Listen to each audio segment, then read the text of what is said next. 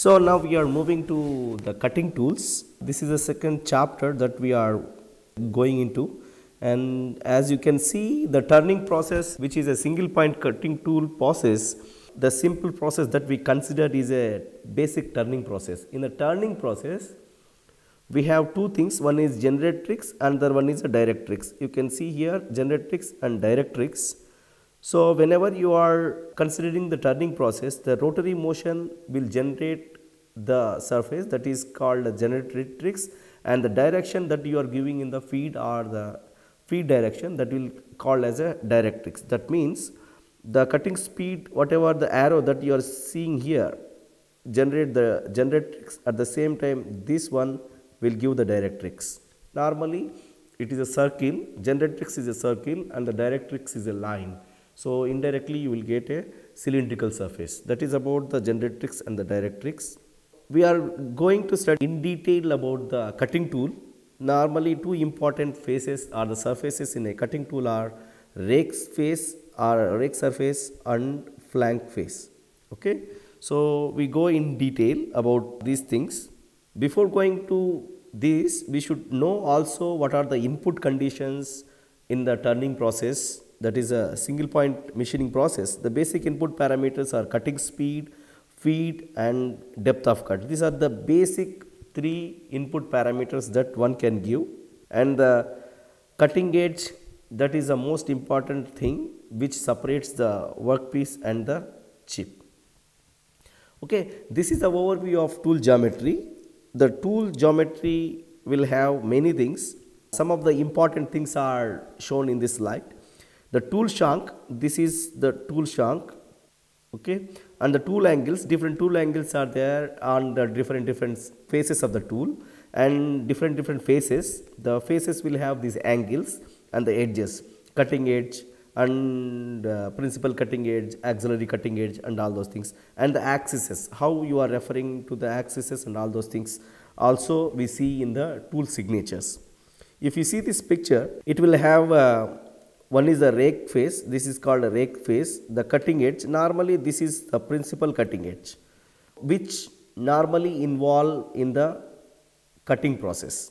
Okay. So back rake angle, nose radius, this is the flank surface, this is the flank surface, this is the rake surface, and this is the another flank surface, that is called, some people it called as a auxiliary flank surface, this is called principal flank surface. So there are different terminologies are there that are used by the different authors of the books and the researchers. So relief angle, some people they say flank angle, some people they say clearance angle, some people they say relief angle. So these are the same, the different books will give you different varieties, that is some people say relief, some people say clearance, some people say flank angles. Okay. So tool geometry, if you see the tool geometry, normally tool geometry has angles. Now we are going to see only the tool angles. Okay.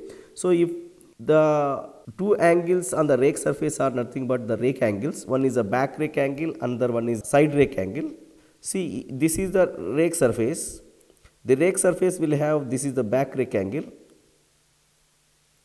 and the side rake angle, this is the side rake angle. Okay. So these are the two angles that is on the rake surface. Let me explain you how it looks like in the normal sample that we fabricated specially for you using a single point cutting tool. So this is a single point cutting tool and this is the rake surface and this is the principal flank surface. Some people say this is end flank surface and this auxiliary flank surface. This rake surface will define two rake angles. One is the back rake angle, another one is side rake angle. Okay. This is a surface which is defined by a back rake angle like this. At the same time, if you see, it is having a slantness here. So this is called side rake angle. Okay. So at the same time, this is my cutting edge, another one is, this is another one cutting edge. So this cutting edge will have one angle. If you put a plane like this, it will have certain angle, that is called one of the cutting edge angle. If you put a plane like this, it will have certain angle. So these are the two cutting edge angles. If you call it as a principal cutting edge, then it is called principal cutting edge angle or end cutting edge angle. If you say this is a side cutting edge, if you put a plane like this is called side cutting edge angle. At the same time, this is my one flank surface or the clearance surface or the relief surface. This is another one flank surface. Normally in this course we take it as a flank surface. So this is a one flank surface, another one, this is another flank surface. This also makes some slantness, that is called one of the flank angle. This also make the some slantness, that is called another flank angle. These flank angles are always used to avoid the rubbing action with the final product. Okay, coming to the slide, we can see the cutting edge angle. One is side cutting edge angle and end cutting edge angle. So if you consider this is a principal, then this angle is the end cutting edge angle. If you consider this as a side cutting edge, then it is called side cutting edge angles. ASA system follow one nomenclature, ORS system follow another nomenclature. That's why there is a slightly confusion. So relief angle or the clearance angle or the flank angle, this surfaces has some slantness and those are the flank angles. So we see rake surface and its angles, flank face and its angles. Rake face directs the chip flow. This is the rake face. Whenever you are cutting the material, it will flow like this. That means that it will direct the flow of newly formed chip. Okay, so that is the rake surface function, and it can be zero rake angle, it can be positive rake angle, it can be negative rake angle also. When it called zero, if it is parallel to the shank, it is called as zero. Normally if you take like this is called positive. If it is filled like this, it is called negative rake angle. So this is about the rake angle. The flank angle provides the clearance. As I said, if I have a workpiece and I am cutting the workpiece in this type, so if I am cutting, this is the clearance, or this is the flank angle. This flank angle provides to the tool because to avoid the rubbing action. Assume that it is the same distance, then what will happen? It will rub. So to avoid the rubbing action, normally the flank angle is provided. Okay, importance of the rake angle. So if you can see, as I said, this is my rake angle, back rake angle. Okay, so if the rake angle is increased, that means I am going to increase like this. Okay, this is my new rake angle. So if I am going to increase, my tool become much sharp. So if it is sharp, assume that I have a knife with high sharp, what will happen? It is very easy to cut the vegetables and all those things. That means the force required by a person to cut the vegetables is less. That means lower forces are required. At the same time, it also improve the surface finish. In terms of, if I say the vegetables cutting, you can slice it properly without any much disturbance or no change in the surface roughness or something. So if my forces are less in a cutting tool to machine a material because of increasing the rake angle, what will happen? Power consumption also goes down, because power consumption is nothing but Fc into V. If my cutting force decreases, obviously cutting force multiplied by cutting velocity will also goes down, so power consumption will be less. But the basic problem, if I am going to increase rake angle like this, what will happen? Tool strength goes down, because I have very less tool to cut the workpiece material. That is the problem. Okay, so at the same time, if I have a less material to cut, what will happen?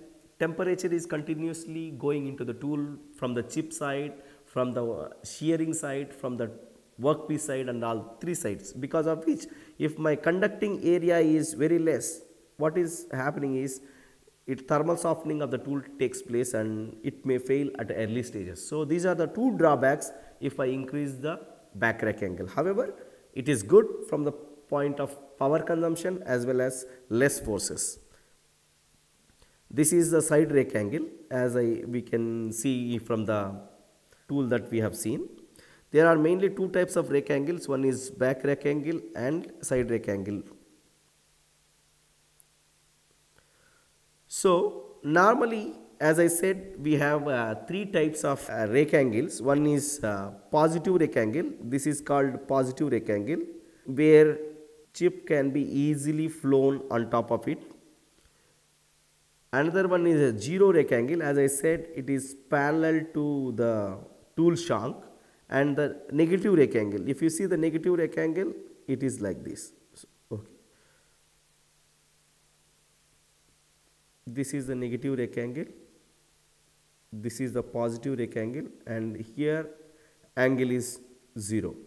So 0 or negative rake angle are employed in the carbide, ceramics and similar hard tools. Basically, the hard tools are used to machine the hard materials. If you want to machine very hard materials with positive rake angles, as we have discussed in the earlier slide, the tool material to counter the machining is very less.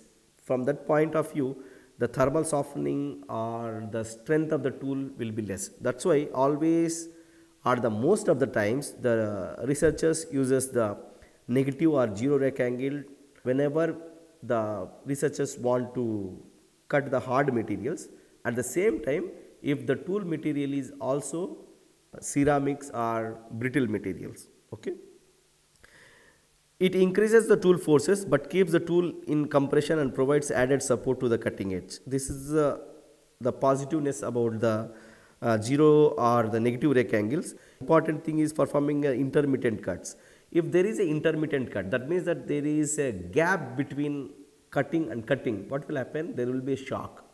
So if it is a positive rake angle, there is a tendency of bending or catastrophic failure if you are taking a brittle tool material. That is another problem in the positive. That's why you go or the people prefer zero rake angle or negative rake angle. Positive rake angles are provided to the ductile tool materials like HSS.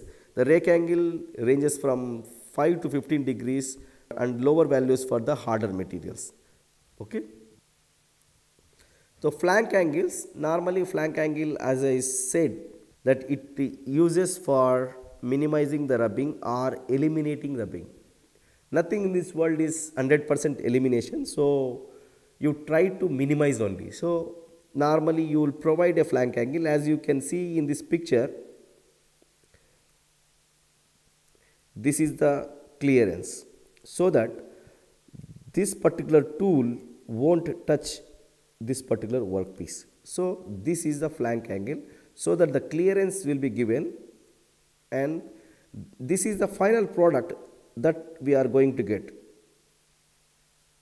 which we want at a good level or a good surface finish, good tolerance and all those things. We don't want any type of disturbances on the surface. So if the flank angle is 0, what will happen? This continuously rubs and the final product will be like this. Okay. So we don't want the rubbing of this one. Okay. Higher flank angles will also reduce as a strength. If I am increasing the flank angle, what will happen? My tool strength goes down again, as we have seen in the rake angle type. Okay. But if you increase, what will happen? The rubbing action will reduce. This is my tool, new tool. Okay. So my rubbing action will reduce. However, the tool strength goes down. The flank angles have no influence on the cutting forces and power, so the large angles are selected. So it may not have much effect. I cannot say zero effect, but it may not have much effect on tool or the cutting forces, the machining forces that are there involved during the machining process.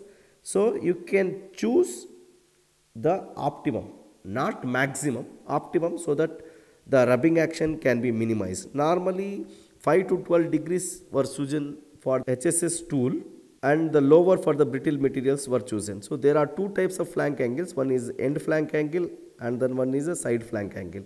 Whatever you are seeing is end flank angle. In one way of system it is end flank angle. If you consider it as a side flank face, it is side flank angle. So it is depend on system to system, ASA system, ORS system and all this. So the cutting edges plays the major role. If you can see here, there are two cutting edges. You can see the blue ones here. So this is one cutting edge, this is another cutting edge. Okay. So these cutting edges are the prime things that will involve in the sharing of the workpiece material. The cutting edge angles are solely determined by the nose radius. Okay, this is nose radius. There are two cutting edge angles, one is side cutting edge angle, another one is the end cutting edge angle.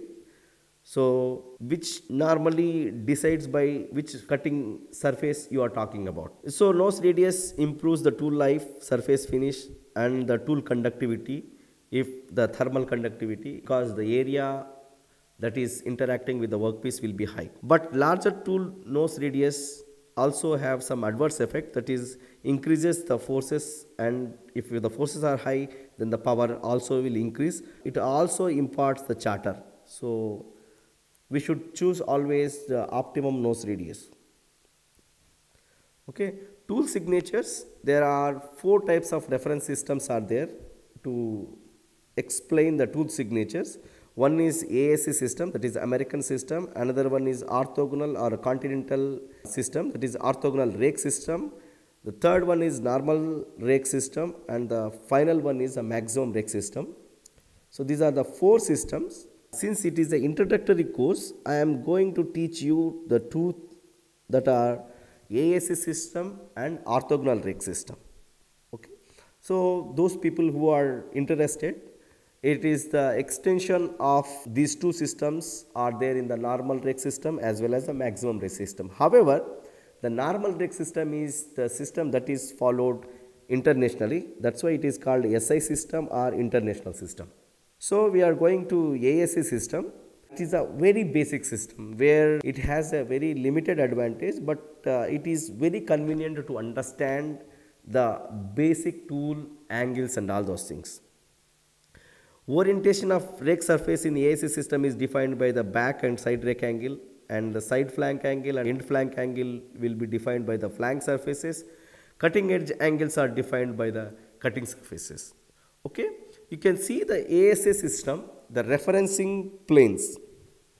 There are 3 planes. One is a base plane on which the tool is just kept.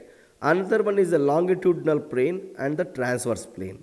Okay, these are the 3 planes that are used as a reference planes in the ASA system. You can see this is nothing but the base plane, and the second one is longitudinal plane. This is called a longitudinal plane, and the transverse plane. These are the 3 planes. Okay, so the ASA system goes like this. First comes the back rake angle, side rake angle, end flank angle, side flank angle, end cutting edge angle, side cutting edge angle, and nose radius. Okay, so alpha B represents the back rake angle, alpha S represents the side rake angle, delta E represents the end flank angle, delta S represents the side flank angle, gamma E represents the end cutting edge angle, gamma S represents the side cutting edge angle, and small r represents the nose radius. This is the tool signature or the angle representation in the ASA system. So now we go to the ASA system, how the angles are defined for a tool in the 3 views. So these are the orthogonal views that you can see here. Whatever you see in the phi r plane, this is nothing but this one. So you are seeing from the top. This is the tool is there on a base plane, and I am seeing from the top. So this is one cutting edge, which is primarily called as a side cutting edge in the ASA system, and this is represents the end cutting edge. Okay, whenever I put a plane, I have a gap. You can see a gap that is nothing but side cutting edge angle. At the same time, if I am putting a plane like this, this is called another cutting edge, which is having another angle, that is called end cutting edge angle. Okay, two angles are represented in this area. At the same time, if you see from side view, you can see clearly the back rake angle. Now, if I show you like this is nothing but my back rake angle. If I put a plane like this or like this, if I put a plane, I have a slantness here. This is nothing but my back rake angle. At the same time, if I see like this, there is a slantness here also. There is slantness here also, there is a slantness here also. This is nothing but my back rake angle. This slantness is nothing but my side rake angle. Okay, that is about the two rake angles. But however, you can see this is back rake angle, you can see here, that is called back rake angle. You can see from this view, you can also see this angle. Since this is called end cutting edge angle and end flank angle, whatever the slantness that you can see in this direction, this is nothing but end flank angle. Okay, so the third one is like this. If you see like this, that means that if you see like this, what you can see is this slantness, that is nothing but my side rake angle. At the same time, you can also see the side flank angle, that is nothing but this one, because this is my side cutting edge and this is called as a side flank space. Whatever you can see is this slantness also you can see. That means you can see two angles, one is a side rake angle as well as side flank angle. That is what you have seen in this one. This is about the ASA system. Okay, so the rake surface will explain you two angles. One is the back rake angle, another one is a side rake angle. Since this is in ASA system called as a side cutting edge, if I am putting a plane, this is called side cutting edge angle. If I am putting a plane like this, this is called the end cutting edge angle. So two rake angles, two cutting edge angles. Now if I am seeing like from this side, so I can see side rake angle as well as side flank angle. Okay, two rake angles, two cutting edge angles and two flank angles corresponding to the 6 angles. At the same time, if you see, this is my nose radius. So 7. The tool specification in ASA system is explained like this. This is alpha B and alpha S. End flank angle, this is end flank angle, this is the side flank angle, and this is the end cutting edge angle, and this is the side cutting edge angle and the nose radius. This is about the ASA system. Okay, in an orthogonal rake system, in the other system, it is slightly different. The base plane is same, cutting plane will change. Okay, so the base plane is like this, but my second plane is parallel to my cutting edge. So my third plane which I am going to see is orthogonal plane, that is perpendicular to this plane. Okay, in ASA system, this is my base plane, this is my second plane, and it's like a XYZ axis. But in this system, it is one plane is same as ASA system, the second plane is parallel to my principal cutting edge, and the third one is perpendicular to that one. Okay, that is called as cutting plane as well as orthogonal plane. The angles representation goes like this. First, I represents the inclination angle, alpha O represents the orthogonal rake angle, then the principal flank angle, axillary flank angle, axillary cutting edge, principal cutting edge, and nose radius. This goes like this. Okay, so how do we represent the ORS system or the continental system? This system is constant. If you see from the top, since the base plane is constant, if you see from this one, and if you put a like this, since orthogonal rake system, or the orthogonal means perpendicular. Okay, if I am putting a base plane like this and I am putting another perpendicular to this one, you will get two angles. Since this is my principal cutting edge, whatever the angle that I am going to get is principal cutting edge angle. This is my auxiliary cutting edge, whatever the angle that I am going to get is the auxiliary cutting edge angle. Okay, so you take the planes and you drop a perpendicular and you get a section of that one, so that you will get the angles. Normally, if you see the OO section, this is called OO section. This is the plane parallel to the cutting edge. So you drop a perpendicular, that is called OO, and you see it. Then you can observe that the principal flank angle as well as orthogonal rake angle. At the same time, if you see here, you just drop the section CC, which is parallel to your principal cutting edge, and you can see the inclination angle here. That is going to come here is to find the auxiliary flank angle. For that purpose, there is a section which is dropped at the AA. This is called AA section, which looks like parallel to your principal cutting edge, but it is not parallel. It is perpendicular to your auxiliary cutting edge. Okay, since I said this is an orthogonal rake system, orthogonal means you just drop a perpendicular to that surface. So you are dropping to this one and you are getting the auxiliary angle. Okay, so that's how you get the different angles in that one. Okay, so let me summarize on the orthogonal rake system. Base plane is constant as in the ASA system. This is the second plane and the third plane is perpendicular to it. Okay, so once the base plane is there, you just put a like this and you will get principal cutting edge. This is the principal cutting edge and this is my auxiliary or side cutting edge.